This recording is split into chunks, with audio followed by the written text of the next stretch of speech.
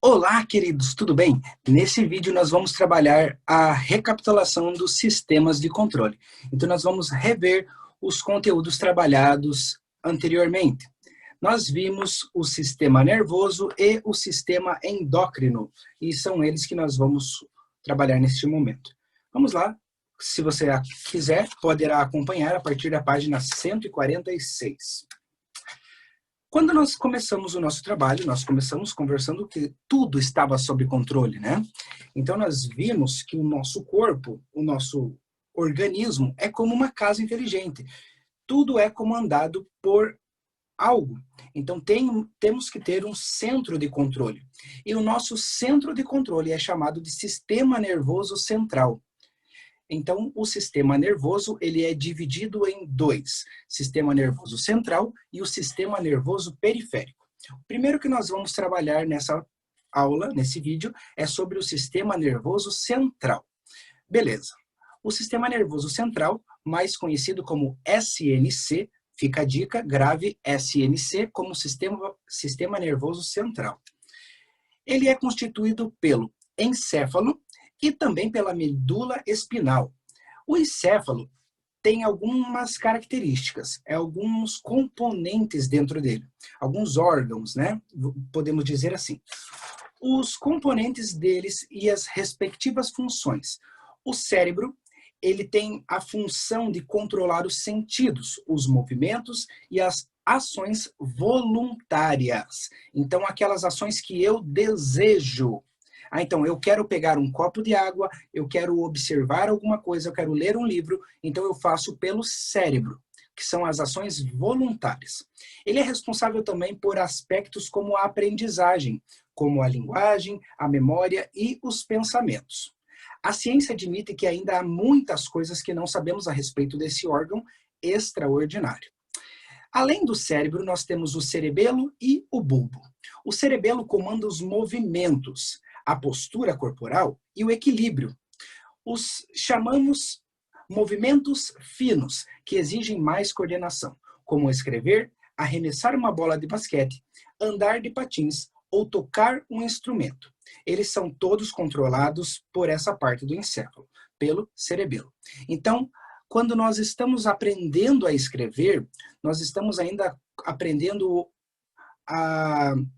os movimentos, como que nós dizemos lá na educação infantil, de movimentos grossos. Então, nós temos ainda que pegar uma caneta de um jeito mais grosso, pegamos com a mão toda e vamos escrevendo ela de uma outra maneira. E à medida que nós vamos trabalhando esse movimento fino, essa coordenação motora fina, nós aprendemos a pegar a caneta com os dedos, a escrever na areia apenas com o dedo. Então, nós estamos trabalhando essa coordenação motora fina. O movimento de pinça é comandado pelo cerebelo. Nós pegamos 2 dedos e conseguimos pegar alguma coisa com os 2 dedos. O bulbo, terceira parte do nosso encéfalo, ele estabelece a comunicação entre o cérebro e a medula espinhal, ou medula espinal. Ele controla importantes funções do nosso organismo, como a respiração, o ritmo dos batimentos cardíacos e alguns atos reflexos, como a deglutição, o vômito, a tosse e o piscar de olhos. Então, é a partir do bulbo que nós recebemos os atos reflexos, ou também podemos colocar aqui as ações involuntárias. O piscar dos olhos, nós não mandamos assim, pisque os olhos. Não, isso são atos involuntários. Bata coração. Ou respire pulmão, infla, solte. Isso tudo é comandado pelo bulbo. São ações involuntárias. Além disso, além do encéfalo, o sistema nervoso central também trabalha com a medula espinhal. Então, a medula espinhal é semelhante a uma corda muito delicada. Fica protegida pela coluna vertebral. Então, nós temos na nossa medula pequenas informações que mandam para o nosso corpo todo, pequenas ramificações. Então, ela é responsável pelos movimentos involuntários também, de proteção. conhecido como os atos reflexos. Então, a medula espinhal manda a informação para o bulbo. Então, eles estão conectados ali para ter um ato mais ágil, para, senão, nós poderíamos nos queimar. Nós colocamos a mão em algo quente, o que o nosso cérebro, ou o nosso bulbo, ou o nosso encéfalo vai ter que resolver? Tirar a mão rapidamente. Então, se tivesse que comandar até chegar lá em cima no cérebro ou no bulbo, nós poderíamos queimar a nossa mão. Então, nós temos algumas ramificações que vão direto à medula espinhal. Então, ele já comanda para puxar os nervos do braço ou do pé, se nós estivermos pisando em algo quente, para tirarmos rapidamente.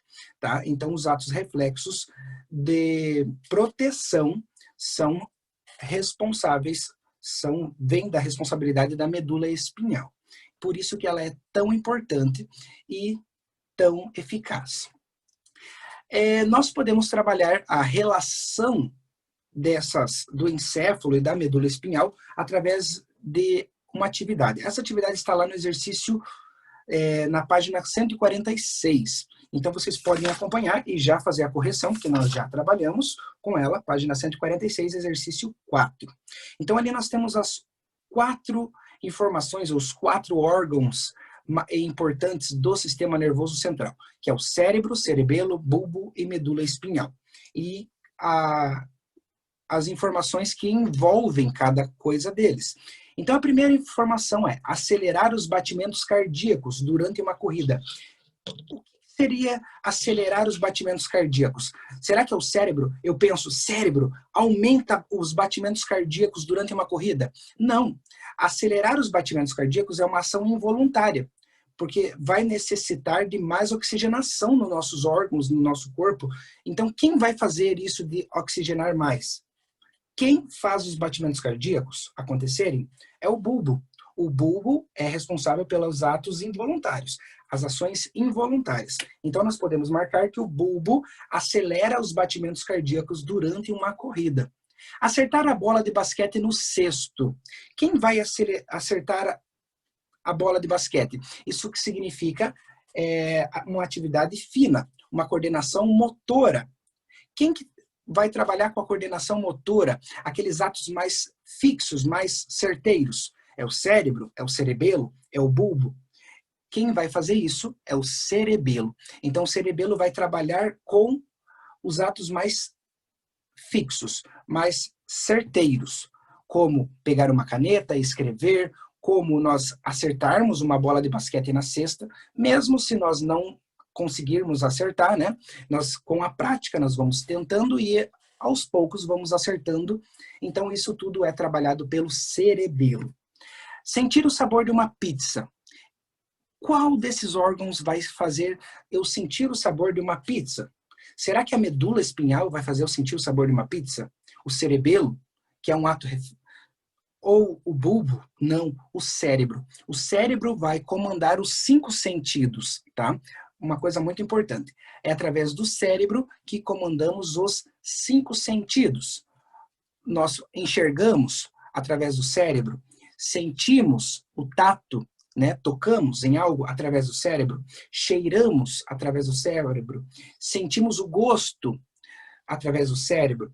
Todos os 5 sentidos é através do cérebro, é comandado pelo cérebro, tá? Em diferentes regiões dele também. Equilibrar-se com uma perna só. Quem vai fazer o equilíbrio nosso? O equilíbrio vem da mesma parte de acertar uma bola de basquete ou acertar uma bolinha num cesto de lixo. Ou pegar uma caneta com as 2 pontas do dedo. Quem faz esse papel é o cerebelo. Nos equilibrarmos, tá? E reagir ao tocar em um espinho.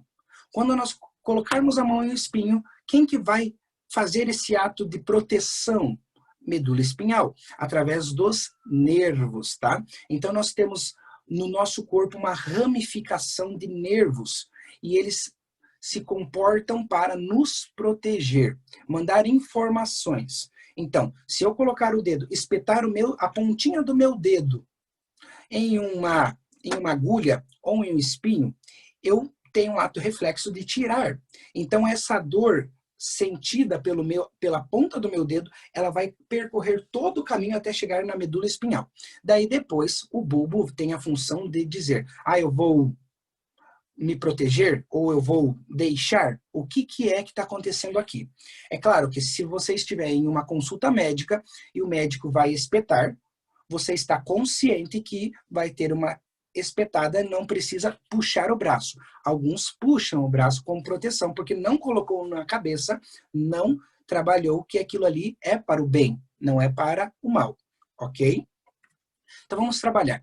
Além do sistema nervoso central, acabei de falar para vocês, nós temos o sistema nervoso periférico, que nós podemos dizer que ele fica na periferia.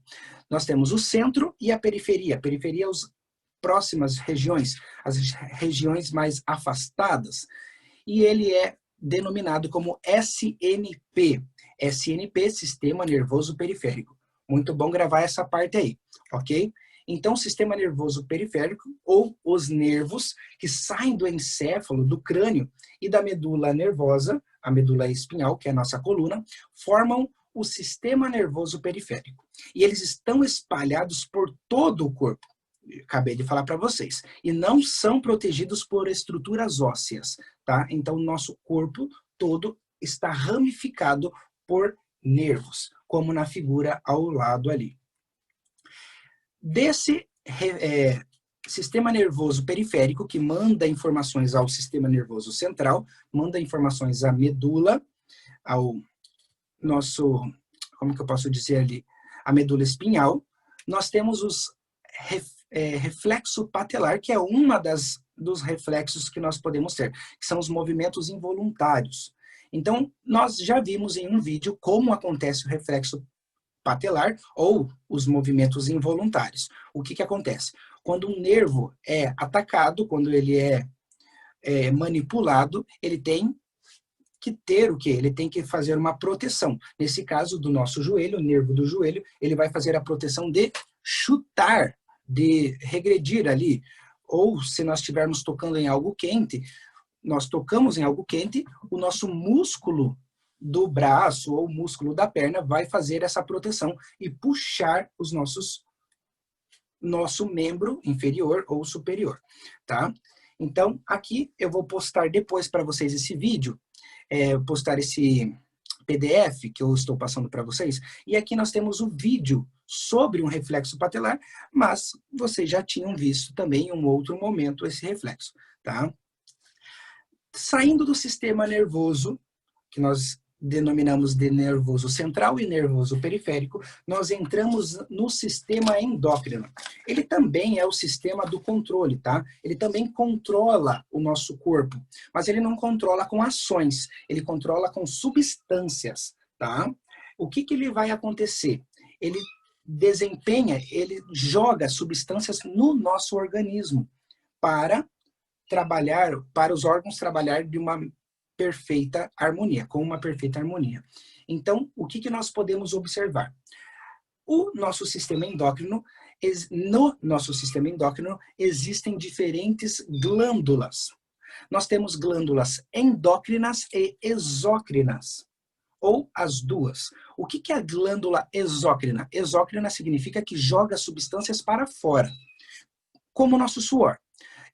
O nosso suor, as nossas lágrimas jogam as substâncias para fora do nosso corpo ou para fora da corrente sanguínea.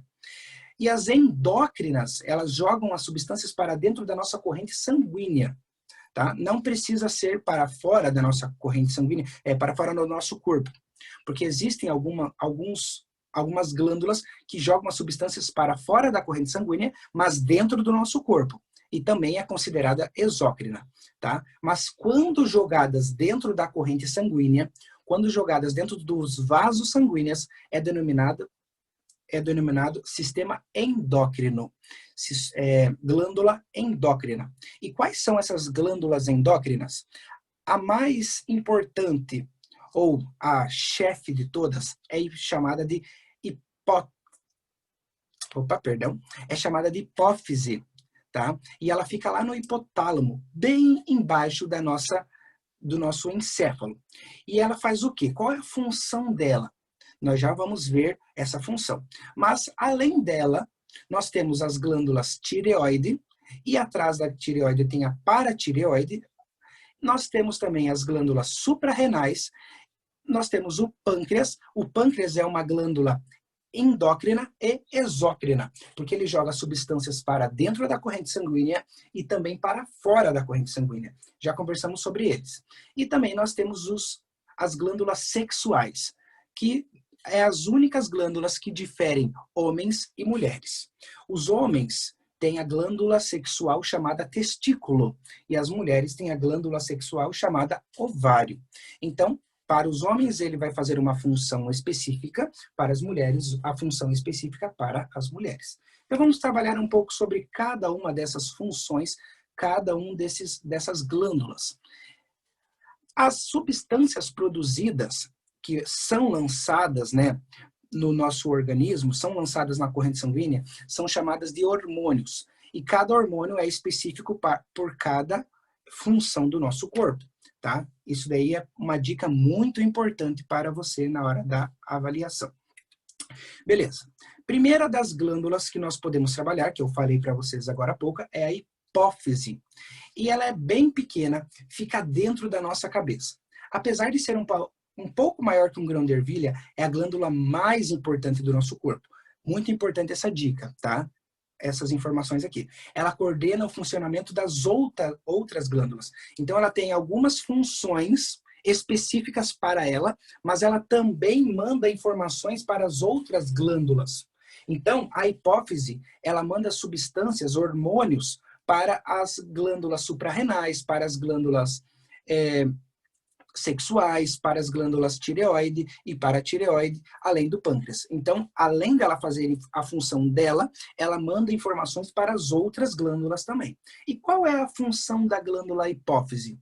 Então, ela tem informações como o crescimento, ela manda substâncias para o crescimento, né?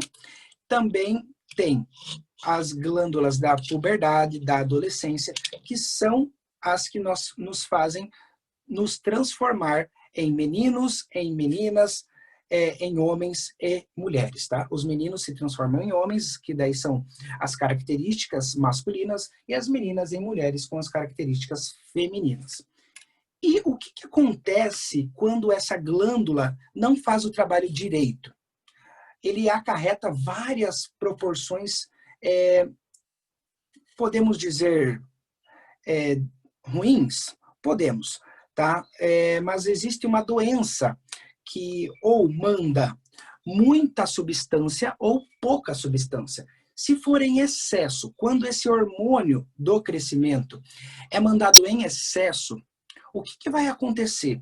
As pessoas não param de crescer. Nós já vimos sobre as pessoas muito grandes. Elas não param de crescer. Quando elas são mandadas, quando ela é mandada está em falta ou escassa ou não tem, as pessoas não crescem adequadamente e nós chamamos de nanismo, as pessoas anãs. Então, se está em excesso, são as pessoas muito grandes, são as pessoas que passam dos 2,5 metros. Ainda existem no Brasil algumas pessoas com essa altura muito grande, e quando em falta, quando não é mandada adequadamente, existe o nanismo. Isso é mais recorrente na população. Nós podemos ver mais pessoas anãs do que pessoas gigantes, podemos dizer assim, tá? Outra glândula muito importante é a glândula tireoide. Ela é localizada no pescoço e ela produz hormônios que regulam as atividades corporais, a pressão sanguínea e o ritmo cardíaco. Então, as informações que nós temos do bulbo também são informadas aqui. Então, o bulbo, ele manda atos involuntários, ele tem a frequência cardíaca, né?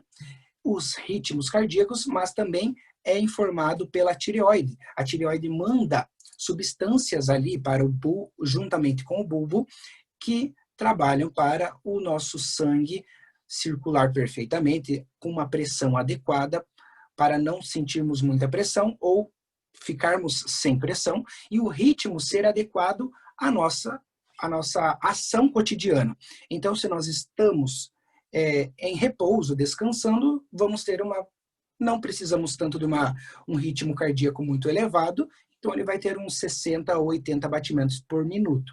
Se nós estivermos em um momento de tensão ou em um momento que demande mais oxigenação no nosso sangue, então a tireoide vai entrar aqui também em função para aumentar esse ritmo cardíaco, tá?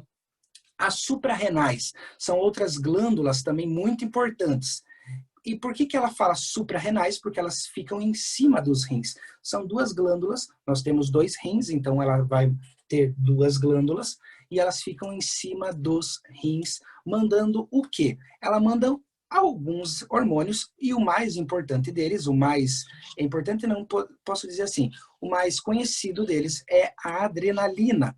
É aquele hormônio que nos deixa alerta. Se nós estamos em perigo, quando nós estamos com medo ou qualquer outra coisa que nos demandam assim muita atenção, as suprarrenais, elas vão mandar para a nossa corrente sanguínea o hormônio chamado adrenalina, e nós vamos ficar bem atentos, tá? Então, nós temos essa outra função aqui. Essa substância nos torna rápidos e fortes. Olha, essa informação é bastante importante. Então, a adrenalina nos deixa fortes, rápidos, por alguns instantes. Então, assim, quando nós temos alguma tensão e precisamos ser ágeis, o que vai acontecer? As glândulas adrenais, que as suprarrenais, elas vão mandar essa substância para o nosso corpo e nós podemos carregar um elefante. Pode ser, né? Pode ser. Tá? Além disso, nós temos o pâncreas. O pâncreas como eu disse agora há pouco, é um órgão é